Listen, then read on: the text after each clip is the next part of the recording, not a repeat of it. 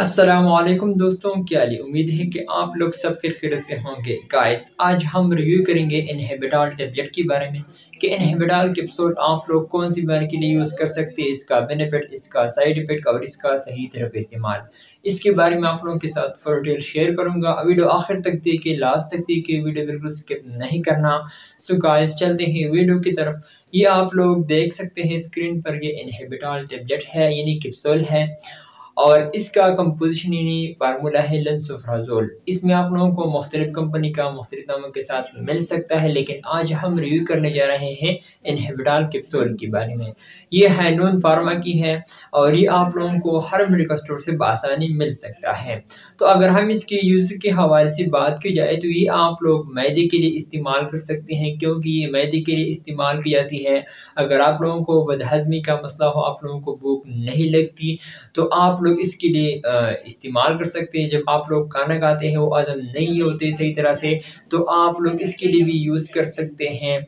और heart burn के लिए भी यूज़ कर सकते हैं, यानी सीने और मैदे की जलन के लिए आप लोग इसको यूज़ कर सकते हैं। स्टमक अल्सर के लिए यूज़ कर सकते हैं, यानी मैदे का अल्सर जो है इसके लिए भी इस्तेमाल की जाती है। डॉक्टर भी रिकमेंड करता है और इसके लिए बहुत ही मुफीद कैप्सूल है। स्टमक पेन के लिए भी आप लोग इसको यूज़ कर सकते हैं, यानी मैदे के दर्द के लिए आप लोग इसको यूज़ कर सकते हैं। और जिन लोगों को मैदे में तेज़ाबियत बढ़ जाता है, तो इसके लिए भी इस्तेमाल की जाती है। बहुत ही ज़बरदस्त कैप्सूल है। जब आप लोगों को मैदा में तेज़ाबियत बढ़ जाता है, तो आप लोग इसके लिए यूज़ कर सकते हैं। और जिन लोगों को एच पाइलोरी का मसला हो, तो इनके लिए भी इस्तेमाल की जाती है। डॉक्टर भी रिकमेंड करता है। लेकिन जिन लोगों को एच पाइलोरी का मसला हो, यानी टेस्ट पॉजिटिव आया है, तो उनको डबल एंटीबायोटिक इस्तेमाल करना हो, इसके साथ भी इनहिबिटॉल टैबलेट भी यूज़ करना होगा। तो आप लोगों को मैदे के में किसी भी तरह अगर आप लोगों को प्रॉब्लम हो, तो आप लोग इसके लिए यूज़ कर सकते हैं।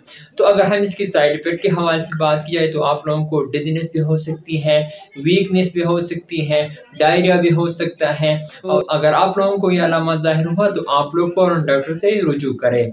तो अगर हम इसके तरीक़ा इस्तेमाल के हवाले से बात की जाए, तो ये आप लोग एक कैप्सूल रोज़ाना खाने से पहले इस्तेमाल कर सकते हैं, चाहे वो सुबह हो या दोपहर को हो। लेकिन आप लोगों को इसको इस्तेमाल करना होगा दिन में 1 मरतबा, वो भी खाने से पहले आप लोग इसको इस्तेमाल कर सकते हैं। सो गाइज़, ये था मेरा आज का वीडियो। उम्मीद करता हूँ कि आप लोगों को पसंद आई हो। अगर वीडियो पसंद आए तो इस वीडियो को लाइक भी करें, कमेंट्स भी करें। इंशाल्लाह नेक्स्ट वीडियो फिर हाज़िर होंगे। आप लोग जहाँ भी रहें खुश रहें। So thank you for watching.